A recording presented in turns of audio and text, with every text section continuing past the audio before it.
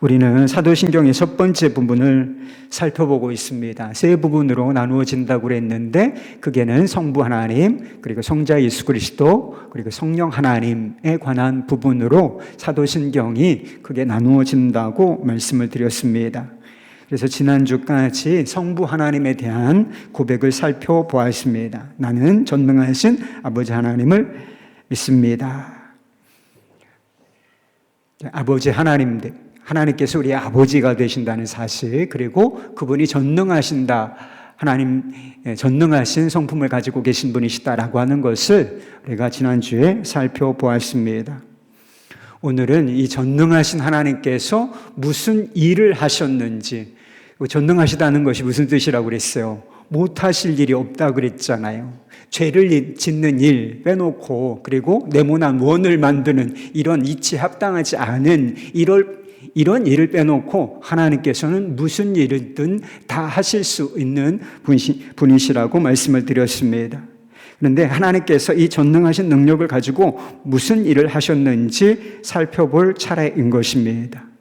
그래서 사도신경은 그렇게 고백하고 있어요. 나는 전능하신 아버지 하나님 천지의 창조주를 믿습니다. 전능하신 아버지 하나님께서 천지를 창조하신 주인이시다, 이렇게 고백하고 있는 것이지요.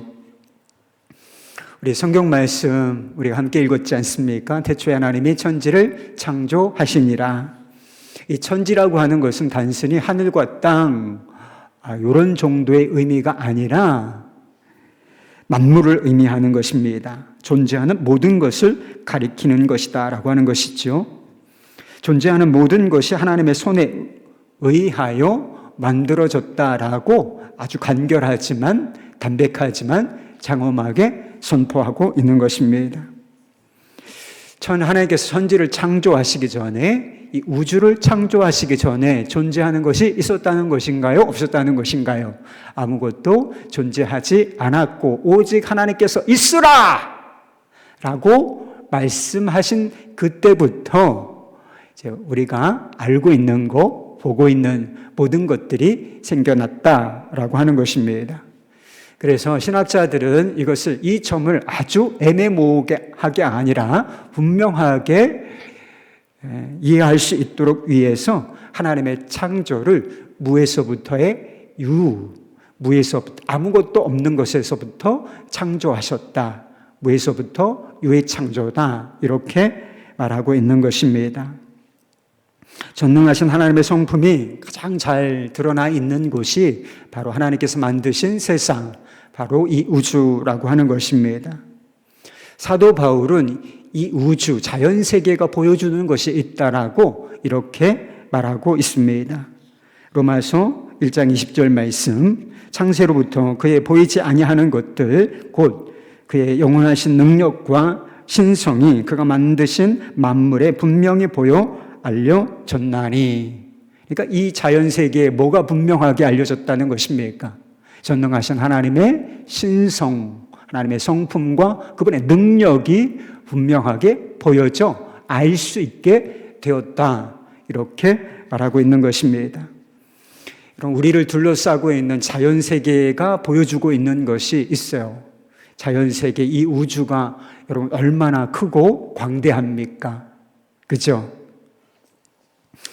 우주가 얼마나 큰지 인간의 기술로는 아직 그 크기를 측정할 수가 없을 정도입니다. 우주의 끝이 있을까요? 없을까요? 아직 그것도 분명치가 않아요. 예측하기에는 우주에 끝이 있을 것이라 이 정도로 예측할 뿐이지 끝에 도달해 본 적이 없기 때문에 아무리 전파망원경 이런 것이 대단히 발달했다 할지라도 아직 가보지 않은 그 대단한 망원경조차 도달하지 못한 영역이 있기 때문에 우주의 끝이 있는지 없는지조차 우린 제대로 파악하고 있지 못하다라고 하는 것입니다. 반면에 이 크고 광활한 우주는 대단히 섬세하고 체계적이라고 하는 사실도 보여주고 있습니다. 아주 우주가 크고 그리고 복잡하지만 이게 질서라고 하는 것이 딱 잡혀 있다는 거예요. 행성이 충돌할까봐 걱정이십니까? 이걸 쓸데없는 걱정이라고 하는 거예요. 하나님의 세상을 그렇게 만드시지 않았다라고 하는 것입니다. 과학이라고 하는 것도, 과학이 가능한 이유도 자연세계 안에 일정한 법칙, 일정한 질서가 있기 때문에 우리가 그 법칙을 발견함으로 말미암아 과학이 가능해지는 것입니다. 정확한 체계, 정확한 질서, 정확한 법칙이 있으니까 항상 어떤 환경을 만들어내면 그 다음 결과가 정확하게 똑 떨어진다는 것이죠. 그래야 과학이 가능해지는 것이기 때문에 인간이 과학을 활용할 수 있는 것도 바로 이 질서, 체계 때문이라고 하는 것입니다. 자연세계가 보여주는 것이 또 하나 있는데 그게 바로 예술성이라고 하는 것입니다. 자연세계를 보면 그 어떤 예술가가 만들어낸 작품보다 훨씬 더 아름답다는 것입니다. 보이는 것들뿐만 아니라 듣는 것까지, 소리까지 해서 그 어떤 예술가가 그냥 모든 에너지를, 예술성을 동원하여 만든 작품, 그림이나 조각이나 또는 어떤 음악이나 이것과는 비교할 수 없는 수준의 아름다움, 예술성이 이 자연세계 안에 펼쳐져 있다는 것입니다. 너무 아름답다. 그런 느낌을 가질 때가 있지 않습니까?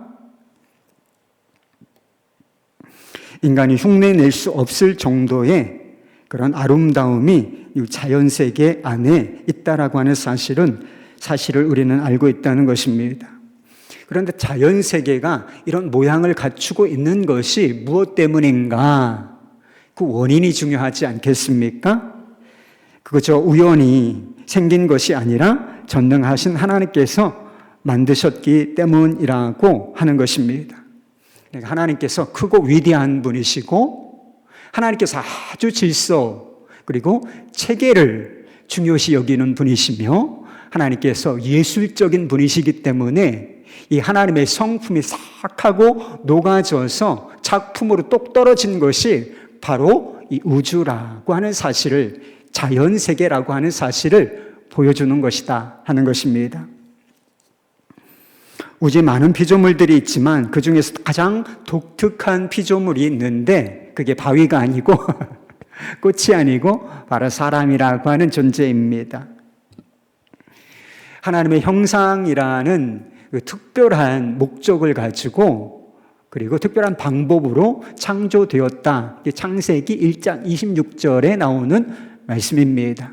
다른 모든 피조물들을 창조하실 때는 이와 같은 표현을 쓰시지 않았는데 우리가 우리의 모양대로 우리의 형상대로 사람을 짓자 하는 표현이 오직 인간에게만 사용되어진다라고 하는 것입니다. 본래 하나님께서 의도하신 것은 모든 피조물 가운데 하나님의 성품, 그 능력과 영광을 가장 잘 드러내주는 피조물이 누구란 뜻이에요? 인간이라고 하는 뜻입니다. 그러니까 하나님을 가장 많이 닮은 피조물, 하나님의 성품을 가장 잘 담아내는 피조물이 바로 인간이라고 하는 존재라고 하는 것입니다. 그렇다면 하나님께서 천지를 창조하셨다는 것이 그 사실이 우리에게 무엇을 말해주고 있는가? 몇 가지 차원에서 살펴보도록 하겠습니다. 첫째는 하나님께서 모든 것의 시작이 되시고 모든 것의 중심이 되신다는 진리인 것입니다. 오늘 본문 말씀은 성경이 시작되는, 성경이 66권이잖아요. 방대한 분량이라고 말씀을 드렸습니다. 그런데 이 66권이 어떤 말로 시작이 되는가? 대단히 중요한 의미가 있는 것이잖아요. 성경이 진리예요. 성경은 진리고 우리 인간에게 주신 말씀이고 그리고 모든 것을 이해할 수 있도록 펼쳐주신 말씀인데 계시의 말씀이라고 하잖아요. 그 1절이, 첫 절이 제일 중요한 의미가 있지 않겠습니까? 그런데 어떻게 시작된다는 거예요? 태초에 하나님이 천지를 창조하시느니라. 하나님의 창조에 관해서 하나님의 천지를 지으셨다라고 말씀하신다라고 하는 것입니다. 왜 이 구절이 가장 먼저 나오는 것일까? 이것이 성경을 이해하며 그리고 세상을 이해하고 우리의 삶을 이해하는 첫 단추가 되기 때문이라고 하는 것입니다. 반대로 말하면 창조주가 누구이신지를 모르는 상태에서는 이 우주 만물을 이해할 수도 없고 우주 만물 가운데 가장 독특한 피조물이며 어떤 면에서는 또 보이지도 않는 그런 연약한 존재인 우리 자신 전혀 이해할 수가 없다라고 하는 것입니다. 성경이 66권인데 성경을 어떻게 이해할 수가 있겠어요? 이 창세기 1장 1절 말씀이 믿어질 때 비로소 끝까지 갈 수가 있는 거예요.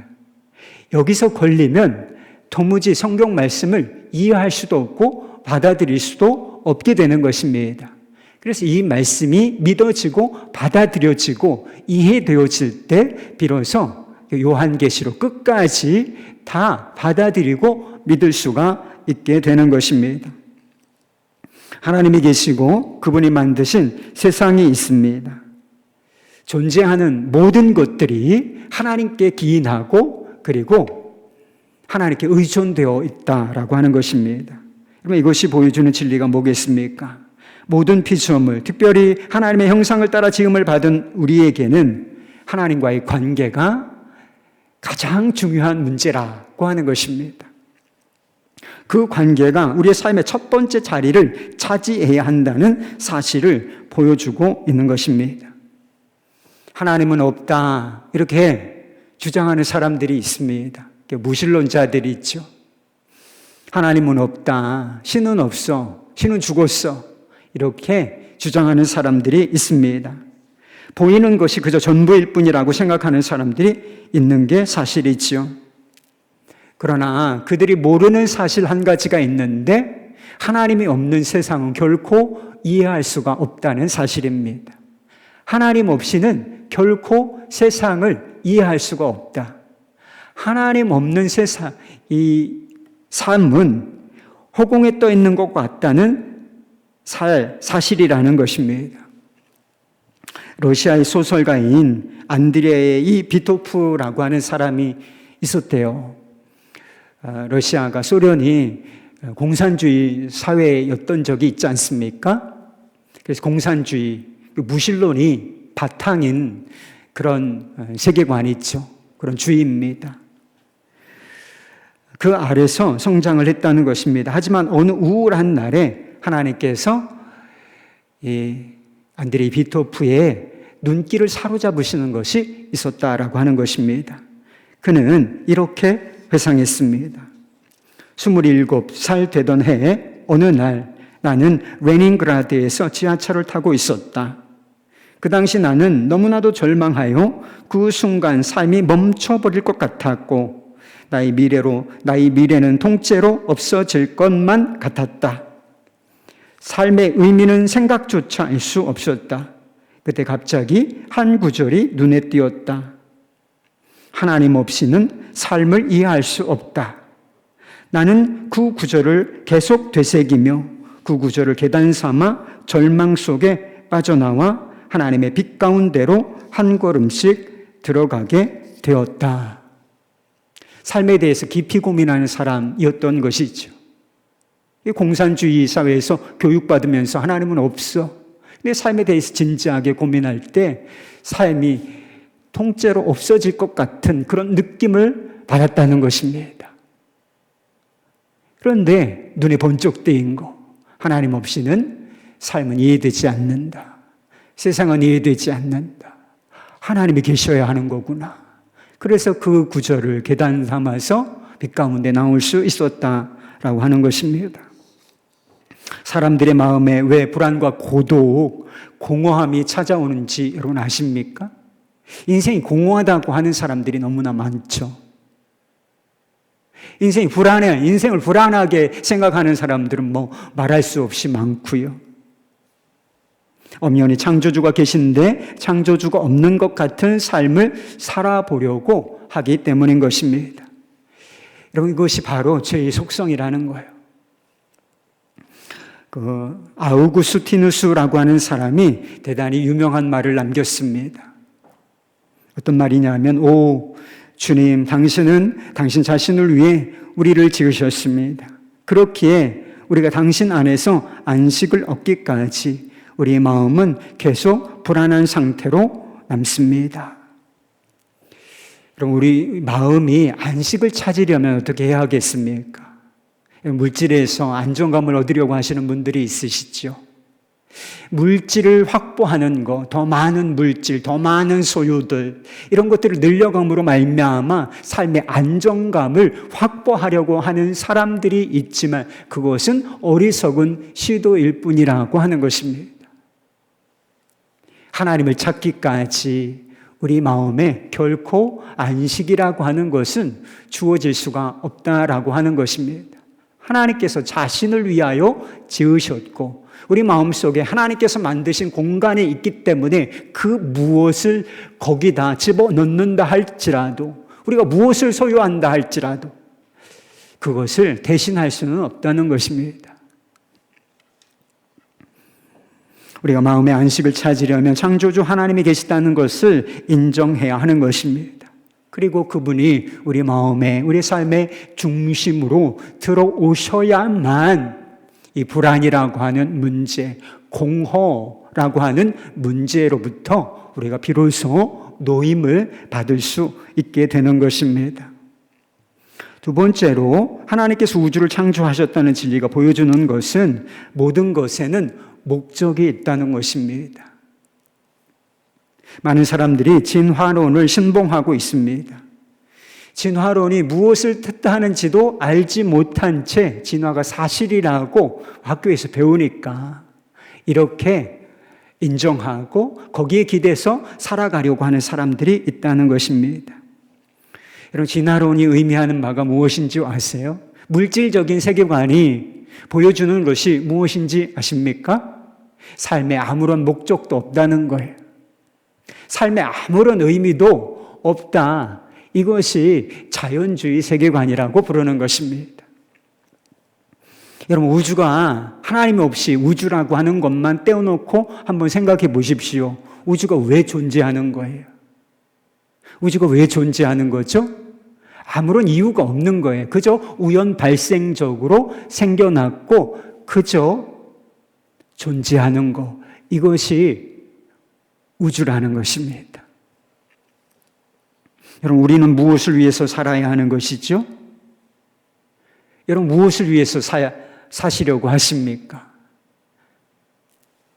이 거대한 우주가 아무런 목적도 없이 존재하는데 인간의 삶이라고 그 안에 가장 작은 존재, 사람들은 고등동물이라고 표현하지만 고등동물이 별겁니까? 이 거대한 우주, 아무런 목적도 없이 그냥 그저 이렇게 돌아가고 있는 우주 안에서 가장 작은 존재에 불과한 이 인간이 무슨 삶의 목적이 있겠습니까?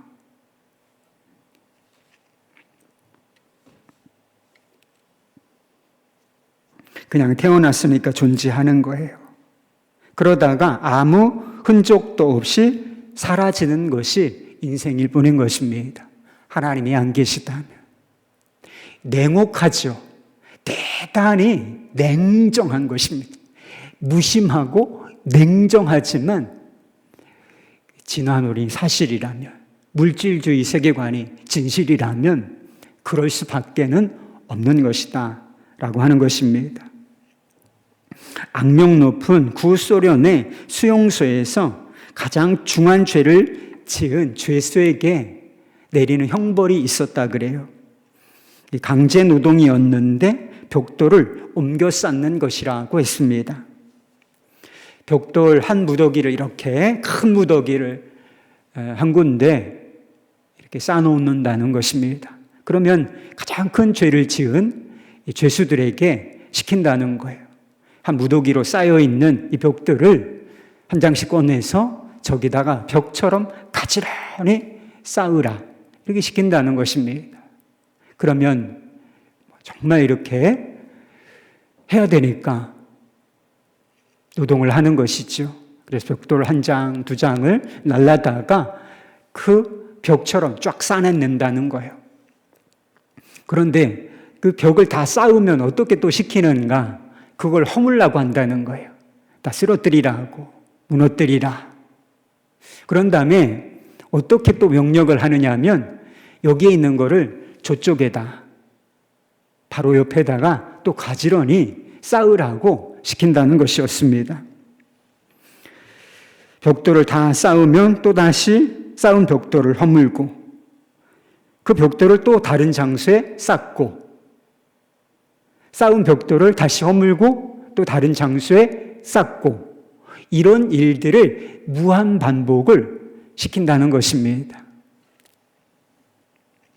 그런데 이 벽돌 쌓기에 동원되었던 사람들은 몇 해를 넘기지 못해서 다 죽어나가고 말았다는 것입니다. 상대적으로 여러분 벽돌 쌓는 것이 막 중노동인가요? 그렇진 않겠죠. 벽돌을 쌓는 것은 뭐 해보지 않은 분들은 어려운 일일 수도 있지만 벽돌을 한 장 또 한 장 이렇게 쌓아가는 것은 막 육체적으로 극한의 노동이라고 할 수는 절대로 없는 일이에요. 수월한 일 수도 다른 노동에 동원된 사람들보다는 비교적 수월한 노동이었다는 것입니다. 그런데 왜 이런 수월한 노동을 하는 사람들이 죽어나갔던 것일까? 견디지 못하고 아무런 자신들이 하는 일에 아무런 목적도 없고 의미도 없다는 사실을 너무나 뼈저리게 경험하고 있었기 때문인 것입니다. 이거 무슨 일이, 무슨 의미가 있나? 이게 무슨 목적이 있나? 무슨 건물이라도 지으면 그게 목적이 있는 거잖아요. 제 방이라도 쌓으면 홍수 예방이라도 하고 이게 무슨 의미가 있는 것 아니겠습니까? 그런데 쌓고 부수고 또 쌓고 부수고 이게 무슨 의미가 있어요? 그러니까 이게 의미가 없다. 내가 하는 일이 쓸데없는 일이야. 이렇게 콱 하고 마음에 박히면 그걸 못 견딘다는 거예요. 그래서 결국은 삶을 스스로 놓게 되는 일이 발생한다는 것입니다. 여러분 자연세계를 보십시오. 아름답고 광활한 측면이 있지만 어떤 면에서는 대단히 무의미해요. 그렇지 않습니까? 벽돌 쌓기 허물기처럼 보이지 않습니까? 아침에 해가 뜨고 저녁에 해가 지고 꽃이 피었다가 또 지고 바람이 불고 비가 내리고 밀물이 들어왔다 썰물로 나가고 벽돌 쌓기, 벽돌 허물기처럼 비슷하잖아요. 매일 이게 무한반복이잖아요. 해가 뜨고 지고 해가 뜨고 지고 계절이 왔다 가고 봄이 왔다 여름이 오고 여름이 가면 가을이 오고 가을이 가면 겨울이 오고 다시 또 봄이 오고 계속 그리고 비가 내리고 바람이 불고 썰물이 왔다 가고 이게 무한반복되잖아요. 무한반복되지 않습니까? 이런 현상들이 의미 없이 반복되는 것처럼 보인다는 것입니다. 그런데 이상한 것은 사람들이 인생에서 의미와 목적을 찾는다는 것입니다. 스스로 내 인생은 이것을 위하여 존재한다. 이렇게 만들어요. 스스로 목적을 정합니다. 그리고 이것은 의미가 있는 것이라고 삶의 의미를 부여하기도 하는 것을 보게 되는 것입니다. 진화론이 사실이라고 생각한다고 하면서도 사실은 진화론주의자들처럼 살지는 않고 있다는 것입니다. 진화론이 정말 사실이라고 받아들이면 이 세상은 아무 의미가 없다니까요. 그냥 해가 뜨고 지고 해가 뜨고 지는 것처럼 그렇게 살다 가는 것이 인생이라는 거예요. 그런데 사람들은 이상하다는 거죠. 삶에 목적이 있다고 생각하고 삶에 무슨 의미가 있다고 생각하고 그걸 찾으려고 애를 쓰고 그리고 그것을 부여하기도 하고 하는 이런 모습을 보인다는 것입니다. 해가 뜨고 지는데 무슨 목적이 있어요, 여러분? 하나님이 안 계시다면. 여러분이 고통을 당하는 상황 속에서도 해는 뜨고 집니다. 우리가 이 땅에 존재하지 않는다고 해도 해는 뜨고 진다. 그렇지 않습니까? 냉혹한 현실이죠. 아무 의미가 없다는 거예요. 그런데 인생의 의미와 목적에 대해서 정확하게 밝혀주는 것이 성경밖에는 없어요. 우리 골로새서 1장 6절 말씀에 이런 말씀이 있음을 보게 됩니다. 만물이 그에게서 창조되되 하늘과 땅에서 보이는 것들과 보이지 않는 것들과 혹은 왕권들이나 주권들이나 통치자들이나 권세들이나 만물이 다 그로 말미암고 그를 위하여 창조되었고. 사도 바울은 창조에 관해서 크게 두 가지 사실을 밝혀주고 있습니다. 하나는 창조주가 누군지를 밝혀주고 있어요. 그로 말미암아 누가 창조했다는 거예요. 하나님께서 예수 그리스도를 통하여 창조하셨다라고 말씀하고 있는 것입니다. 그리고 또 하나 만물이 무엇을 위하여 창조되었는지를 보여주고 있어요. 그를 위하여. 그로 말미암아 또 그를 위하여. 누구를 위하여 창조되었다는 거예요? 이 보이는 모든 것들, 보이지 않는 것들까지를 포함하여 누구를 위하여 창조되었는가? 그를 위하여. 창조주 하나님을 위하여 창조되었다는 것입니다. 조금 더 구체적으로 날카롭게 표현하면 하나님의 영광을 위하여 이 보이는 모든 것들이 보이지 않는 것들까지를 포함하여 창조되었다라고 선포하고 있는 것입니다. 종교교 해역자인 존 칼빈이 그런 이야기를 했다 그래요. 우주를 가리켜서 하나님의 영광을 보여주는 극장과 같다라고 했다는 것입니다. 여러분, 우주에서 무엇을 보십니까? 이 우주 만물이 하나님의 영광을 선포하고 있다는 거예요. 왜? 하나님께서 자신의 영광을 선포하시고 드러내시기 위하여 이 우주 만물을 창조하셨기 때문에 이 우주가 보여주는 것이 바로 그 영광이라고 하는 것입니다. 사실 시편 기자가 했던 말이에요. 시편 19편 1절 말씀. 하늘이 하나님의 영광을 선포하고 궁창이 그의 손으로 하신 일을 나타내는도다. 여러분은 이 크고 광활한 우주에서 무엇을 보고 계십니까? 이 아름다운, 눈부시게 아름다운 자연에서 무엇을 보십니까? 시편 기자는 거기서 하나님의 영광을 보고 있다고 선포하고 있는 것입니다. 만물이 하나님의 영광을 위하여 지으심을 받았다, 창조되었다라고 말한다면 하나님의 형상대로 지으심을 받은 인간은 두말할 것도 없는 것이 아니겠습니까? 그래서 이사야 43장 7절 말씀에 보면 우리를 콕 집어서 뭐라고 이야기했느냐 하면 내 영광을 위하여 창조한 자라, 이렇게 말씀하고 계시다는 것입니다. 고결하고 아름다우신 하나님의 성품을 드러내기 위하여 지으심을 받은 존재, 그것이 바로 인간이라는 것입니다. 그것이 바로 저와 여러분이라고 하는 사실인 거예요. 하나님의 우주와 만물을 지으시고 또 인간을 지으신 목적이 그와 같다면 그 목적대로 사는 것이 가장 복되고 의미 있는 삶이 아니겠습니까? 하나님의 영광을 위하여 살라. 그분을 섬기는 자로 살라.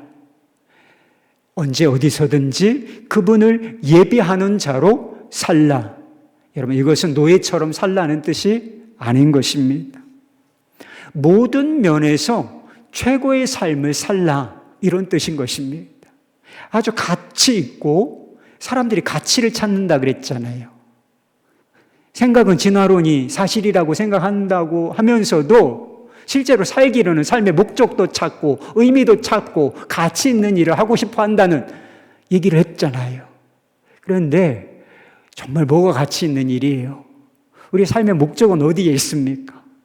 뭐가 의미 있는 일이라고 말씀드리는 것인가요?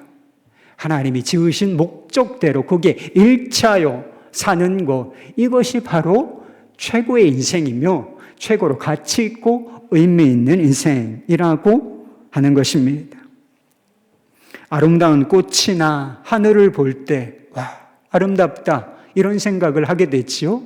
하나님의 영광을 위하여 그분의 부르심대로 살라, 무슨 뜻이에요? 꽃보다 아름다운 존재로 살라는 뜻인 것입니다. 하늘의 무별을 보시지요. 은하수를 보십니까? 형언할 수 없는 아름다움, 반짝반짝 빛나는 그런 모습을 하고 있잖아요. 그거보다 더 빛나고 아름다운 삶을 살라, 이런 뜻이 되는 것입니다. 죄라는 단어가 원어로는 관역에서 빗나가다 이런 뜻이에요. 관역에서 빗나가다. 화살을 쏘면 관역에 탁 하고 맞춰야 되잖아요. 근데 죄라고 하는 것은 화살을 쏘았는데 그 화살이 엉뚱한 곳에 맞춰지는 것을 말하는 것입니다. 원래 우리가 맞춰야 할 관역이 뭐예요? 그게 바로 하나님의 영광을 위한 것입니다. 하나님의 영광이라고 하는 관역을 주시고 거기에 초점을 맞추고 살도록 우리를 부르셨는데 죄는 이 관역에서 빗나가는 것을 말한다라고 하는 것입니다. 그런데 이 빗나간 관역을 다시 맞춰주기 위하여 오신 분이 바로 예수 그리스도이신 것입니다. 다르게 말하면 예수 그리스도께서 우리의 삶의 이유와 목적이 되신다는 뜻이 되는 것입니다. 전도서를 아시지요? 솔로몬이 쓴 전도서, 이 전도서의 핵심 주제가 바로 허무예요. 헛되고 헛되니 헛되도다. 다 헛되대. 돈을 많이 모으려고 하는 것도 헛되고, 높은 지위에 오르려고 하는 것도 헛되고, 공부를 많이 하려고 하는 것도 헛되다. 이런 말씀이 나와요. 그런데 거기 보면 마지막 장에 청년들을 향한 권면이 나와요. 여러분, 청년의 때를 다 지나셨죠? 여러분들이 받았어야 할 권면이고 지금도 늦지 않았어요. 우리가 받아야 할 권면이 있습니다. 여러분의 자녀들 꼭 이 권면을 받고 붙들고 그 안에서 살도록 해줘야 돼요. 이게 무슨 권면이냐면 지혜자의 권면인 것이죠. 전도서 12장 1절 2절 말씀. 너는 청년의 때에 너의 창조주를 기억하라.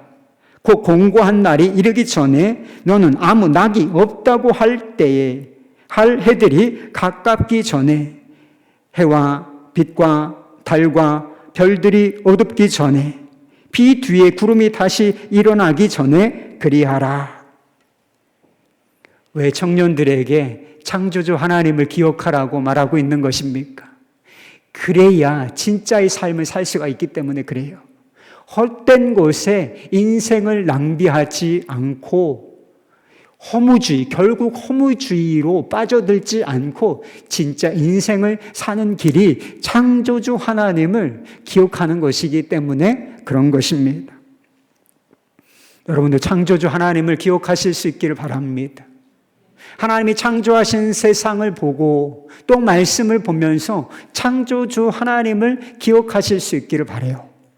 그리고 그분의 창조하신 목적대로 여러분의 삶을 들이실 수 있기를 바랍니다. 그게 바로 최고의 삶이 될 것입니다. 세 번째로 창조주 하나님께서 모든 것의 기준이 된다라고 하는 사실을 하나님이 창조하셨다. 이 우주를 창조하셨다라고 하는 사실이 보여주는 것입니다. 창조주 하나님이 계시지 않고 보이는 것이 전부라고 생각해 보십시오. 어떤 절대적인 것, 기준이라고 하는, 특별히 이 도덕적인 기준이라고 하는 것은 존재할 수가 없습니다. 여러분, 무엇이 선입니까? 무엇이 정의인가요? 하나님이 계시지 않다고 생각한다면 선도 없고 절대적인 정의도 없다는 것입니다. 그저 있다면 내가 만든 기준이 있을 뿐인 것입니다. 그죠? 내가 좋게 여기는 거, 이게 선이에요. 내가 옳게 여기는 거, 이게 정의일 뿐이라고 하는 것입니다. 근데 우리가 나만 사는 것은 아니잖아요. 그래서 여러 사람들이 어울려 사는데 기준이 조금씩 다 달라. 다 다른 것이죠. 중요하게 생각하고 옳게 여기는 것이 기준이 다 다르게 되어 있어요. 그래서 그것을 합의해서 맞춘 거, 요게 기준이 될 뿐이지 절대적인 기준이라고 할 만한 것이 존재하지 않을 수밖에 없다는 것입니다. 그래서 그 사회마다, 개인마다 다 다른 기준을 가지고 살 수밖에는 없다는 것입니다. 근데 이상한 일은 사람들 안에 이미 선과 악에 대한 기준이 있다는 거예요. 그렇지 않습니까? 선과 악에 대한 개념이 있어요. 도덕과 정의라고 하는 개념이 이미 작동하고 있다는 것입니다. 그러니까 약간의 차이가 있을 수 있고 우리가 이제 죄인들이기 때문에 이게 무너진 부분이 있지만 사람들 심령 깊은 곳에 이것에 대한 기준이 있다는 거예요. 보편적이라고 말할 수 있는 기준이라고 하는 것이 다 존재한다는 것, 이게 이상한 일이라고 하는 것입니다. 절대적인 진리는 없다. 이걸 포스트 모던이라고 그래요. 그래서 다 상대적인 것이지 뭐 절대적인 것이 있고 절대적인 것을 내세우면서 그것을 진리라고 이것을 믿으라고 강요하면 안 된다. 그리고 다 진리는 각자 옳게 생각하는 것이 진리고 너도 진리고 나도 진리고 그리고 네가 생각하는 거 그게 옳다고 믿으면 그것도 진리야. 이렇게 믿는 것이 포스트 모더니즘이라고 하는 거예요. 그런데 그런 사상을 갖고 있는 사람들조차 그들의 내면에는 어떤 개념이 존재하느냐? 선악 간의 구분이 있다는 거예요. 그 사람들이 그건 잘못됐어, 나빠라고 말하는 것이 있다는 거예요. 그 사람들의 개념이라고 하면, 개념대로 하면 그런 것이 있으면 안 되는 것인데 그들의 내면에 그런 것들이 존재한다라고 하는 것입니다. 여러분, 도둑질이나 거짓말, 살인, 이것을 왜 우리가 죄라고 부르는 것이죠? 여러분, 북한에서는 이게 죄가 아닐 것 같습니까? 이것이 저 어느 부족사회에서는 도둑질이나 살인이나 또는 거짓말이나 이런 것이 죄가 아닐 것 같아요? 여러분, 우리는 이게 다 십계명에 나와 있는 하나님께서 준수하라고 하신 말씀, 도덕법들이 있죠. 그런데 이상한 것은 우리는 율법을 받은 적이 없어요. 그런데 우리 사회에서도 우리의 양심조차 이것이 다 죄라고 하는 것, 악한 것이라고 하는 인식이 있다는 거예요. 그리고 이것을 어기게 되면 어떤 사회든지 다 비난을 받든지 어떤 제재를, 처벌을 받게 되어 있다라고 하는 것입니다. 여러분, 강자가 약자를 억압하는 것이 잘못된 것인가요? 제게 힘이 있습니다. 제가 가진 힘을 가지고 다른 사람을 때리거나 그에게 있는 어떤 소유를 착취하거나 빼앗거나 이게 옳은 일인가요? 옳지 않은 일인가요?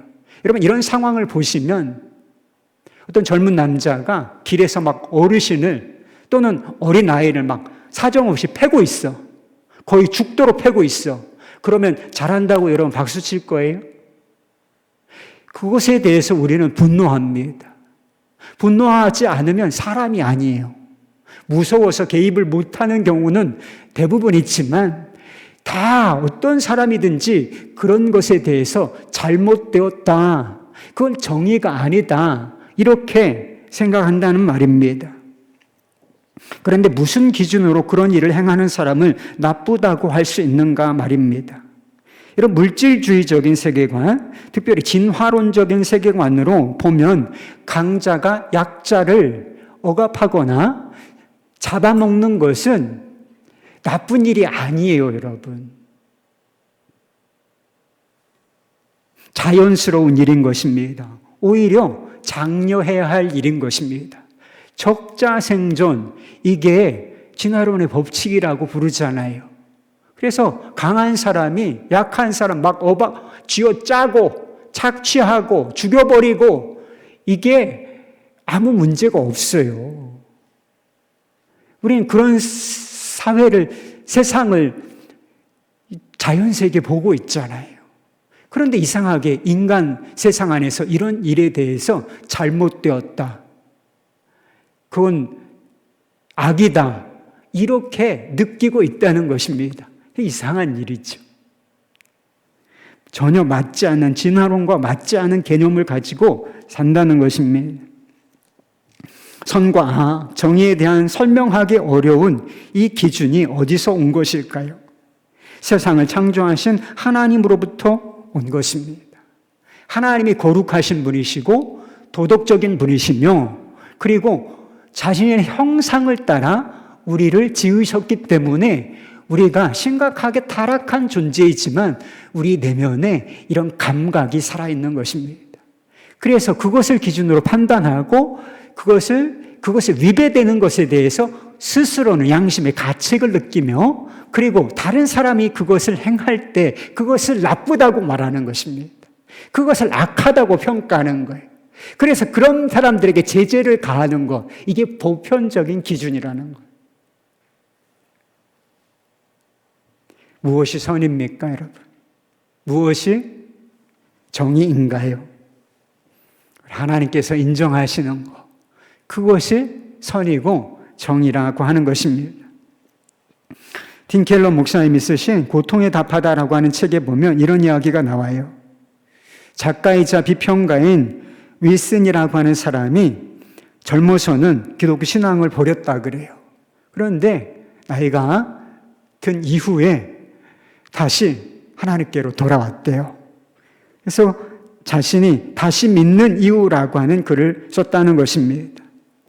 이 사람이 어떻게 이렇게 극적으로 회심을 하게 되었는가? 나치 독일, 끔찍한 일이죠. 막 전쟁을 통해서 다른 사람 다 죽여버리고, 특별히 홀로코스트, 유대인들을 가스실로 무자비하게 죽인 이런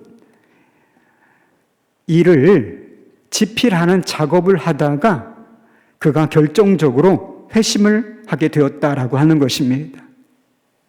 그는 이렇게 말했다고 해요.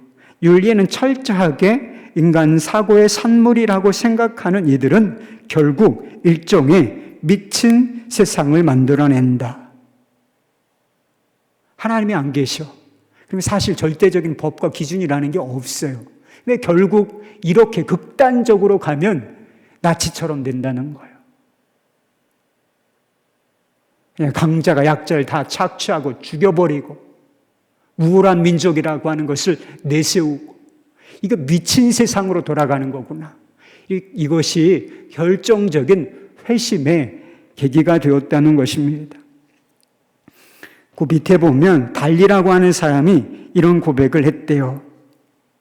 무엇을 견디지 못해서 교회 문을 박차고 나왔다가 또 무엇 때문에 다시 들어갔느냐는 질문을 받을 때마다 두 물음에 대한 한 대답을 내놓는다. 교회를 떠난 데는 인간이 겪는 고난과 불의에 관해 하나님께 단단히 화가 나 있었기 때문이다. 그리고 똑같은 시름 탓에 교회로 되돌아갈 수밖에 없었다. 유일하신 하나님을 믿는 신앙의 틀 속에 들어가지 않고는 정의를 왈가왈부할 수 없음을 깨달았기 때문이다.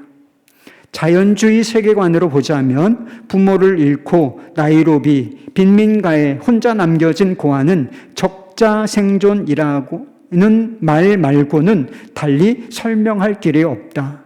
인간은 누구나 하나님 없는 세상을 잘 곳과 먹을 거리를 찾아 정처 없이 떠도는 짐승에 지나지 않는다. 정의라는 개념은 사실 무의미하다. 정의를 말하자면 객관적인 윤리를 말해야 하고, 객관적인 윤리를 말하자면 하나님을 이야기해야 한다. 조금 어렵죠?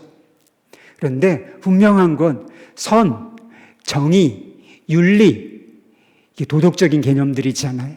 그런데 이것을 말하려고 한다면 하나님 없이는 이것을 말할 수가 없다는 거예요. 결코 설명해낼 수가 없다는 것입니다. 창조주 하나님이 없는 자연주의적인 세계관으로는 정의도, 여러분이 당하는 고난도, 고통도 악소리 못하고 다 받아들여야 돼요. 여러분, 불평이라도 할 수 있는 게 얼마나 다행이에요. 그런데 이 무심한 자연, 우주 속에 갇혀서 사는 인생이라고 한번 생각해 보십시오. 여러분들이 겪는 고난 절대로 설명이 안 돼요. 불평할 수 있는 대상이 아무에게도 없어. 누구에게 불평합니까? 그냥 그런 일은 일어나는 거예요. 자연 세계 속에서 일어날 수 있는 일을 내가 겪는 것일 뿐이지, 누구를 탓하거나 잘못되었다고 하거나 불평하거나 이런 일이 불가능해진다라고 하는 것입니다. 자연주의적인 하나님 없는 세계 속에서 살려고 하면 대단히 무심하고 미친 세상을 만들어낼 뿐이라고 하는 것입니다. 창조주 하나님을 인정하고 그분의 기준을 따라서 사는 것, 여러분, 이것이 정말 인간답게 사는 길이에요. 그리고 그것이 정의롭게 사는 길인 것입니다. 그것이 가장 안전하고 복되게 사는 길이라고 하는 것입니다. 하나님께서 창조주시라고 하는 것은 네 번째로 우리가 하나님의 다스리심을 받아야 한다는 뜻인 것입니다. 하나님은 창조주이시고 창조하신 세상을 내버려 두시는 분이 아니시라 다스리시는 분이신 것입니다. 하나님은 창조주이신 동시에 통치자이시라고 하는 뜻인 것입니다. 여러분, 이것이 무슨 뜻이겠습니까? 우리의 삶의 주인이 우리가 아니라는 뜻입니다. 우리 마음대로 살아서는 안 된다라고 하는 뜻을 담고 있는 것이라는 것이죠. 만물이 하나님의 통치를 받고 있어요. 자연세계가 지금 하나님의 통치를 받고 있단 말입니다. 그런데 이것을 거부할 수 있는 존재가 바로 인간이라는 것입니다. 여러분, 인간에게는 자유의지라고 하는 것이 있어요. 그죠? 여러분들에게는 자유의지라고 하는 것이 존재하는데 하나님께서 부여하신 이 자유의지라고 하는 것 때문에 우리 인간만 유일하게 하나님의 통치와 다스리심을 거부할 수 있다는 것입니다. 내 마음대로 살겠습니다. 이렇게 결정할 수 있는 존재가 바로 인간이라고 하는 것입니다. 하나님께서 허락하신 자유의지를 오용하여 하나님의 다스리심을 거부한 사건, 이게 바로 창세기 3장에 나오는 사건이에요. 인간의 타락이라고 하는 것입니다.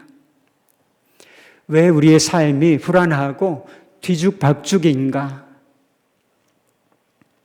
삶을 스스로 다스려 보려고 하기 때문인 것입니다. 책임질 수 없는 인생인데 스스로 책임지고 다스릴 수 없는 그런 존재임에도 불구하고 하나님의 다스리심을 거부하고 스스로 자기 인생 책임지고 자기 인생 스스로 다스려 보려고 하기 때문에 인생이 엉망진창이 된다는 것입니다. 질서도 없고 무너지고 그리고 삶이 불안으로 가득 차게 되는 이런 일이 일어나게 되는 것입니다. 성경은 우리 인간이 하나님의 다스리심을 거부함으로 말미암아 자연세계도 고통을 겪고 있다고 말하고 있습니다. 로마서 8장 22절부터 23절까지의 말씀입니다. 피조물이 다 이제까지 함께 탄식하며 함께 고통을 겪고 있는 것을 우리가 아느니라. 그뿐 아니라 또한 우리 그 성령의 처음 익은 열매를 받은 우리까지도 속으로 탄식하여 양자될 곧 우리의 몸의 속량을 기다리느니라.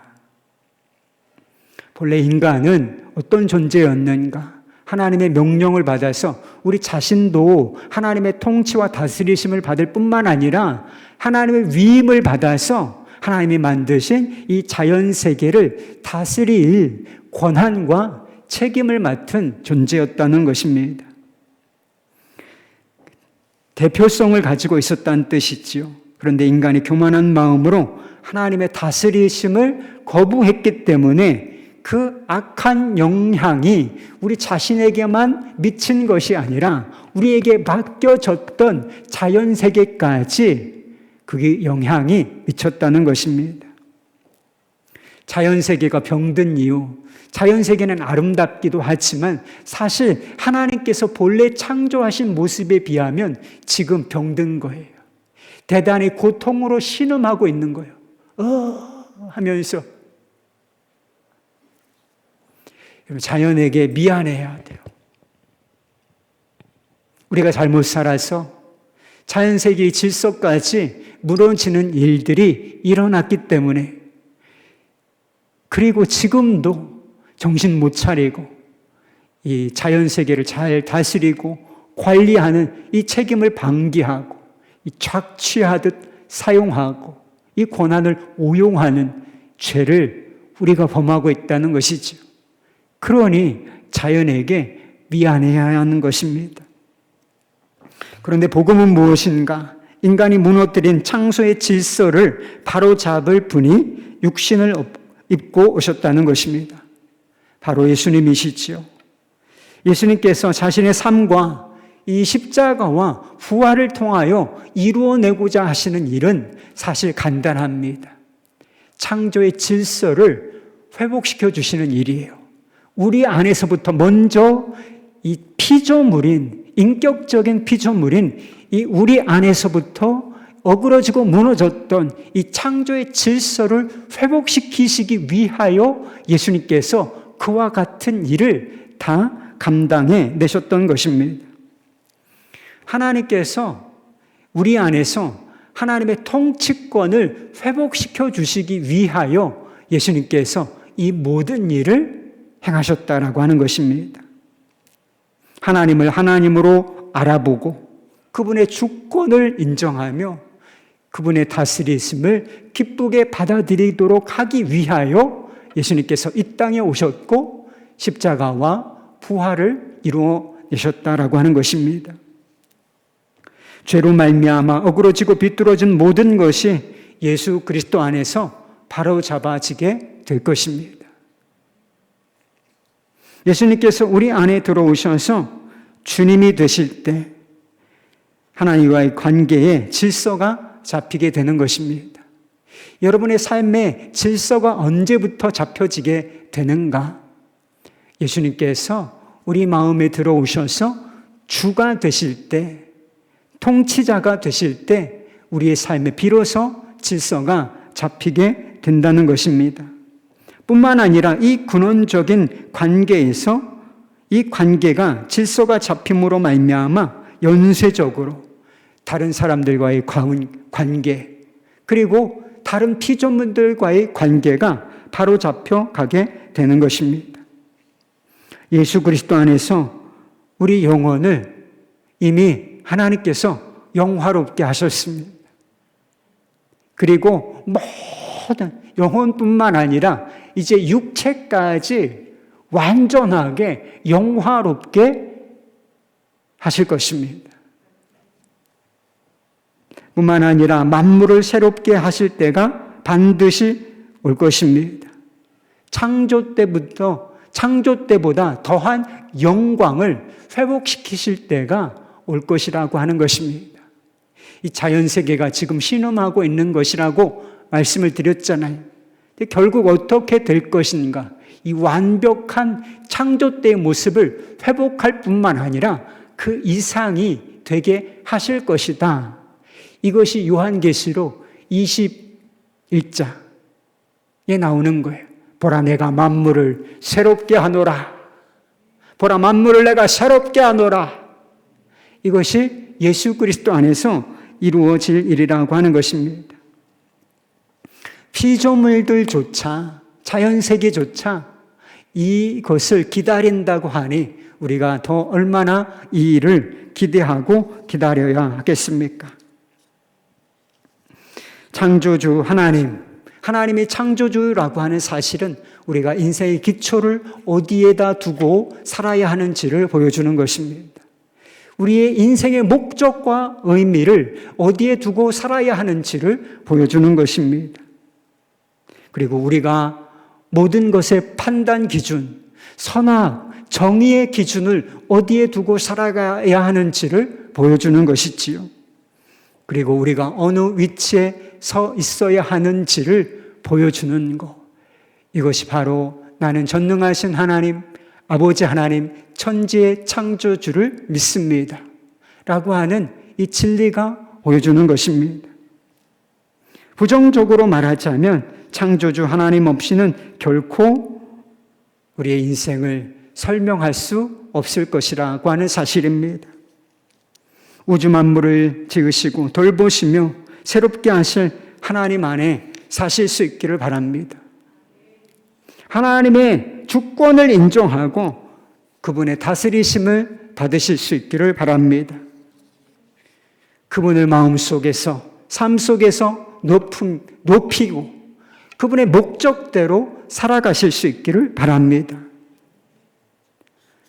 창조주 하나님께서 만드신 작품으로, 그리고 우리 주 예수 그리스도께서 목숨을 다하여 구속하신 인생으로 살아가실 수 있기를 우리 주님의 이름으로 축복합니다.